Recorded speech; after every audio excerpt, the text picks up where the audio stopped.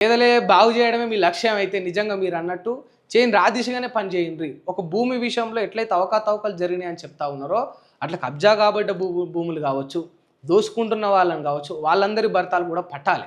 అంటే కేవలం ప్రతిపక్షాలకు సంబంధించి అంటే గతంలో ఎవరైతే ఉన్నారో వాడి తప్పులు చేసిండు, దీన్నే సరి చేస్తున్నాం మీరు చేయండి.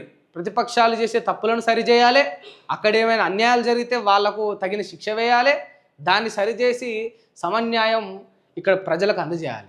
అది చేస్తూనే ఏవైతే సమస్యలు ఉంటాయో జనాలకు ప్రతిపక్షాలతో సంబంధం లేకుండా, ప్రభుత్వాలతో సంబంధం లేకుండా, అసలు గవర్నమెంట్తో కాకుండా నిజంగా ఒక పేదోడికి ఒక కష్టం ఉంటుంది.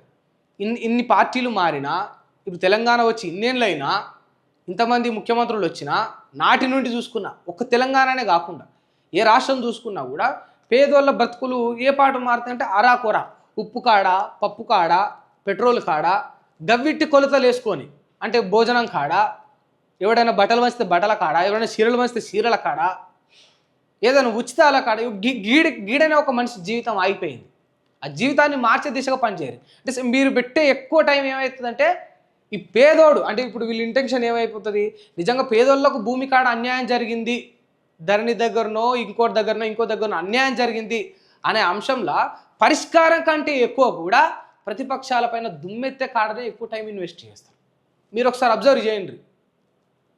మీరు చాలా క్లియర్గా అబ్జర్వ్ చేస్తే ఏ మీటింగ్ పెట్టని, ఏ సభ పెట్టని, ఏ ప్రెస్ మీట్ పెట్టని పేదోడి సమస్య మీద ఎక్కువ మాట్లాడరు, ఒక పార్టీ మీద ఎక్కువ మాట్లాడతారు, ప్రతిపక్ష నాయకుడి మీద ఎక్కువ మాట్లాడతారు. ఎవరైనా సరే గతంలో కేసీఆర్ గారు కూడా నోరు తెరిస్తే వాడంత చేసిండు, నోరు తెరిస్తే వీడింత చేసిండు అనడం కాదు, తిట్టిపోసుకున్నాడు ఎంతసేపు.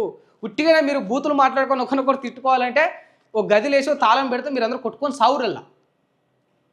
కానీ బయటకు వస్తే, మీడియా ముఖంగా వస్తే, ప్రజల దగ్గరికి వస్తే, అధికారంలోకి వస్తే, మీకు జనాలు ఇచ్చిన కుర్చీలో కూర్చున్నప్పుడు మీ కాన్సన్ట్రేషన్, మీ దృష్టి అంతా కూడా జనాల సమస్యల మీద పెట్టుండ్రి.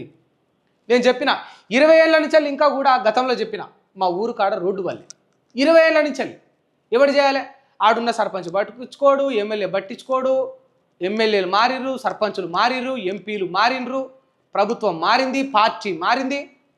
20 ఏళ్ళ నుంచి ఒక మా ఊరు కానే కాదు, మా ఊరు అసలు ఊర్లు 100 ఊర్లు ఉన్నాయి రోడ్లు పడని ఊర్లు అని చెప్పిన. ఏం చేస్తారు, ఏదో ఒక నేషనల్ హైవే పడుతుంది. నేషనల్ హైవే ఎవరి అథారిటీలో ఉంటుంది, కేంద్రం నుంచి ఒక నేషనల్ హైవే పడుతుంది. సరే కొన్ని మండలాలు కావచ్చు, ఇంకో దగ్గర ఈ హైదరాబాద్లో నిన్ను రోడ్లు వేస్తారు. గతం ఒక డ్రోన్ విజువల్ పెట్టి దాన్ని చుట్టూ ఇట్లా తీసి మొత్తం అద్భుతంగా అయిపోయింది తెలంగాణ అంటారు. 10 ఏళ్ల కాలంలో అద్భుతంగా మార్చేసింది కేసీఆర్ అంటారు. ఒకసారి పల్లెటూరుకు పోతే ఆడున్న రోడ్డు పరిస్థితి చూద్దాం. సాక్ష్యం నేనే, ప్రత్యక్ష సాక్ష్యం నేనే. నా ఊరు కానీ రోడ్డు వాళ్ళే 5 కిలోమీటర్ల మేర 20 ఏళ్ళ నుంచి ఆ రోడ్డు అట్లే ఉన్నది. అట్లా చుట్టుపక్కల ఊళ్ళో అన్ని పరిస్థితులలో అట్లే ఉన్నాయి. మరి ఎందుకు పడతలేవు రోడ్లు? మరి అదే ఒకటి చూపెట్టాలి. నిజంగా వీళ్ళు అంటారు కదా, అంతఃకరణ శుద్ధితో నేను బాధ్యతలు స్వీకరించిన ప్రజల పట్ల నేను అట్లనే పనిచేస్తా అని చెప్తారు కదా. నిజంగా అంతఃకరణ శుద్ధితో మీరు పనిచేసే వాళ్ళు అయితే ప్రజల సమస్యలపైన ఎక్కువ స్పందిస్తారు, ప్రతిపక్షాలపైన, పార్టీలపైన కాదు.